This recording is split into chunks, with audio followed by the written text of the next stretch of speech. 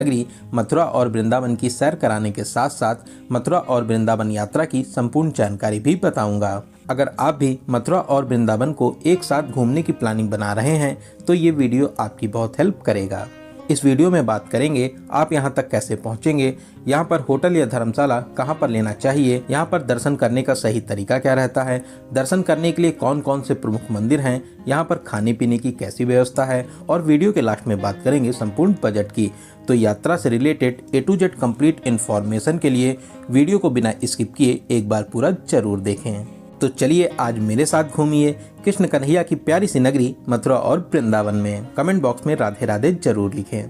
तो चलिए फिर एकदम शुरू से शुरू करते हैं और जानते हैं कि आप यहाँ तक कैसे पहुँचेंगे। यहाँ तक आने का सबसे सस्ता और अच्छा तरीका है ट्रेन का। आपको हर प्रमुख स्टेशन से मथुरा तक डायरेक्ट ट्रेन मिल जाती हैं। वहीं अगर आप बाई रोड आना चाहते हैं तो आसपास के राज्यों और शहरों से यहाँ तक के लिए बस फैसिलिटीज़ भी आपको मिल जाएंगी, या आप अपनी खुद की कार से भी यहाँ तक आ सकते हैं। मथुरा और वृंदावन दोनों ही प्लेसेस पर आपको कार पार्किंग फैसिलिटीज़ मिल जाएंगी। बात करें फ़्लाइट की, यहाँ का नियरेस्ट एयरपोर्ट आगरा में है, जो यहाँ से लगभग 50 किलोमीटर की दूरी पर स्थित है। आगरा तक आने के बाद में आप बस, ट्रेन या टैक्सी के माध्यम से मथुरा या वृंदावन तक आ जाएंगे। तो चलिए यात्रा की शुरुआत करते हैं और जानते हैं कि आपको मथुरा या वृंदावन में पहले कहाँ जाना चाहिए। दोस्तों सबसे पहले हम लोग चलेंगे वृंदावन में दर्शन करने के बाद में फिर हम लोग मथुरा को कवर करेंगे। मथुरा रेलवे स्टेशन के बाहर से ही आपको ऑटो और ई रिक्शा मिल जाएंगे। ऑटो और ई रिक्शा वाले आपसे इस 9 किलोमीटर दूरी के लिए 20 से 30 रुपये का चार्ज करते हैं। दोस्तों अगर आपकी ट्रेन रात में मथुरा पहुंचती है तो रात में आप स्टेशन पर ही आराम करिए और सुबह 5 से 6 बजे ही वृंदावन आइए, क्योंकि अगर आप रात में वृंदावन आते हैं तो यहाँ पर आपको सब कुछ बंद मिलेगा। ना आपको रुकने के लिए होटल या धर्मशाला मिलेंगे, ना ही आपको कोई भी दुकानें खुली मिलेंगी। तो रात में आप स्टेशन पर ही आराम करिए। तो चलिए अब हम लोग पहुँच चुके हैं श्री पावन धाम वृंदावन और अब हम लोग बात करते हैं रुकने की। आपको रुकने के लिए होटल या धर्मशाला कहाँ पर लेना चाहिए। दोस्तों आप श्री बांके बिहारी मंदिर साइड रुक सकते हैं, या आप चाहें तो प्रेम मंदिर साइड में होटल या धर्मशाला ले सकते हैं। दोनों ही साइड आपको बहुत से होटल और धर्मशाला मिल जाएंगे, लेकिन मैं आपको एडवाइस करूंगा कि आप बांके बिहारी मंदिर के 500 मीटर की रेंज में होटल या धर्मशाला ले लीजिए। यहाँ पर धर्मशाला के रेट 600 से स्टार्ट हो जाते हैं और वहीं होटल्स 800 से स्टार्ट हो जाते हैं। 1200 से 1500 की रेंज में आपको बहुत ही अच्छा सा होटल मिल जाएगा। दोस्तों अगर आप संडे सैटरडे किसी फेस्टिवल, होली, दिवाली, जन्माष्टमी या फिर आप किसी भी हॉलीडेज पर यहाँ पर आते हैं तो आप कोशिश करिए कि पहले से ही ऑनलाइन रूम बुक कर लें, क्योंकि यहाँ पर बहुत ही ज़्यादा भीड़ भाड़ होती है तो हो सकता है कि आपको सभी होटल्स फुल मिले। तो चलिए अब हम लोग बात करते हैं दर्शन की। दोस्तों अगर आप सुबह 8 से 9 बजे तक वृंदावन आ जाते हैं तो सबसे पहले आप बांके बिहारी मंदिर साइड दर्शन कर लीजिए और शाम को हम लोग प्रेम मंदिर साइड के सभी मंदिरों को कवर करेंगे, क्योंकि शाम को लाइट्स में इनकी खूबसूरती और भी ज़्यादा बढ़ जाती है। दोस्तों वृंदावन में सभी मंदिरों के खुलने और बंद होने की फिक्स टाइमिंग है। मंदिर सुबह 7:30 बजे खुलते हैं और लगभग 1 बजे बंद हो जाते हैं और फिर शाम को 4 बजे खुलते हैं और रात में 8 बजे मंदिरों को बंद कर दिया जाता है। तो आपको यहाँ पर टाइमिंग का विशेष ध्यान देना रहता है। तो चलिए सबसे पहले हम लोग चलेंगे श्री बांके बिहारी मंदिर, श्री बांके बिहारी जी के दर्शन करने। पूरे रास्ते मार्केट बनी हुई है, आप यहाँ से फूल माला और प्रसाद ले सकते हैं। तो चलिए अब हम लोग मंदिर में प्रवेश करेंगे। सामने ही आपको श्री बांके बिहारी जी के बहुत ही अद्भुत और प्यारे से दर्शन प्राप्त हो जाएंगे।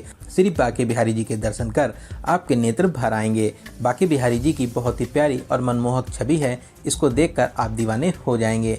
दोस्तों बहुत ही अद्भुत और अलौकिक दरबार है, आप यहाँ पर दर्शन करने जरूर आइए। श्री बांके बिहारी आपकी सभी मनोकामनाओं को जरूर पूरा करेंगे। तो यहाँ पर दर्शन करने के बाद में अब हम लोग चलेंगे वृंदावन के और प्रमुख मंदिरों में दर्शन करने। दोस्तों ऐसे तो वृंदावन में 5000 से भी ज़्यादा अधिक मंदिर हैं, लेकिन जो सबसे प्रमुख मंदिर हैं हम लोग उन सभी में दर्शन करेंगे। तो बांके बिहारी मार्ग पर ही मार्केट के एकदम लास्ट में श्री राधा बल्लभ जी मंदिर के लिए रास्ता जाता है।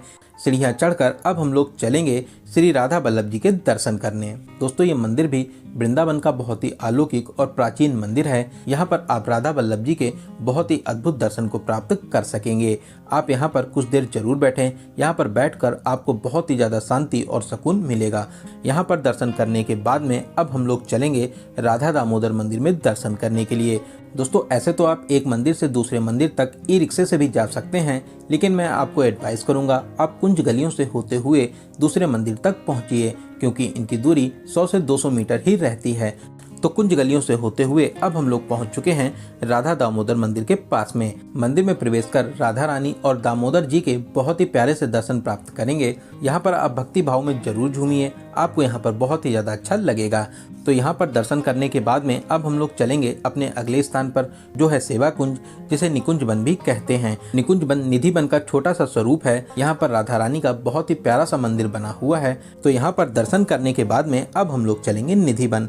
दोस्तों निधि वन भी अपनी विशेष मान्यताओं के लिए बहुत ही ज्यादा प्रसिद्ध है। ऐसी मान्यता है आज भी भगवान श्री कृष्ण रात में यहाँ पर मुरली बजाने आते हैं और साथ ही साथ 16,000 गोपियों के साथ में रास भी रचाते हैं। यहाँ पर कुछ प्रमुख मंदिर भी हैं, आप यहाँ पर दर्शन कर आशीर्वाद प्राप्त कर सकते हैं। दोस्तों निधि वन बहुत ही अलौकिक स्थान है, आप यहाँ पर दर्शन करने जरूर आइए।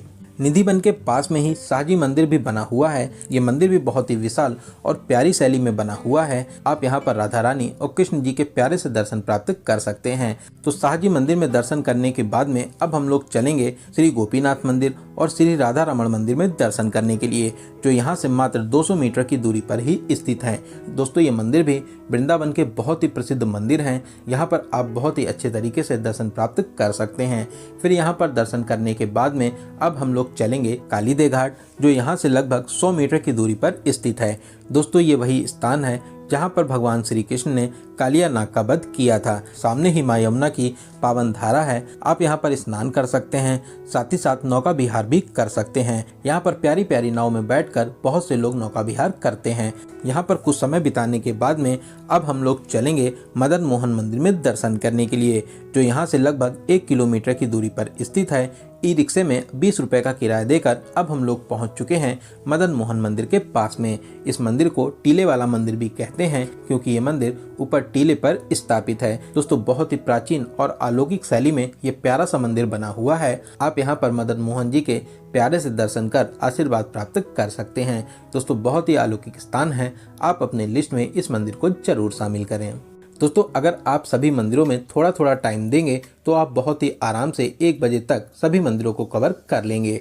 तो यहाँ पर दर्शन करने के बाद में अब हम लोग फिर से आ जाएंगे बांके बिहारी मार्ग पर। यहाँ पर खाने पीने के लिए बहुत ही फेमस दुकानें हैं। आप यहाँ पर वृंदावन की बहुत ही फेमस मुकेश की लस्सी को ट्राई कर सकते हैं। साथ ही साथ आप देसी घी में बनी टिक्की का भी मजा ले सकते हैं। आप अगर चाहें तो यहाँ पर खाना पीना भी कर सकते हैं। वृंदावन में खाने पीने की कोई भी कमी नहीं मिलेगी। तो यहाँ पर कुछ खाने पीने के बाद में अब हम लोग अपने होटल में आकर आराम करेंगे और 3:30 बजे से 4 बजे के बीच में हम लोग चलेंगे प्रेम मंदिर साइड के सभी मंदिरों में दर्शन करने के लिए। बांके बिहारी चौराहे से आपको ऑटो मिल जाएंगे।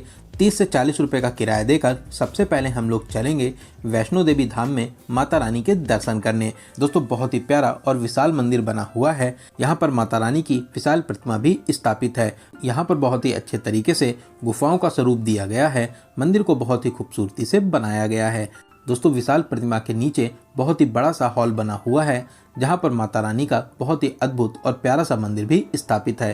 तो यहाँ पर दर्शन करने के बाद में अब हम लोग चलेंगे अपने अगले मंदिर प्रियकांतु मंदिर में दर्शन करने के लिए।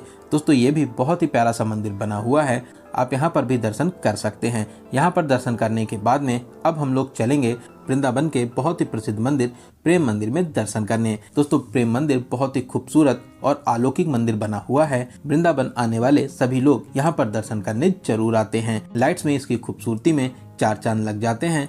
लाइट्स में ये मंदिर और भी ज्यादा प्यारा लगता है। प्रेम मंदिर में बहुत सी झांकियां भी बनी हुई हैं। आप यहाँ पर कृष्ण कन्हैया को कालिया नाग के ऊपर नृत्य करते देख सकते हैं। यहाँ पर शाम को फाउंटेन शो भी होता है, जिसको देखने के लिए बड़ी संख्या में लोग आते हैं। इसके अलावा कान्हा जी एक उंगली पर गोवर्धन पर्वत को उठाए हैं। इसका दृश्य देखकर आप मनमोहित हो जाएंगे। दोस्तों बहुत ही प्यारा मंदिर है।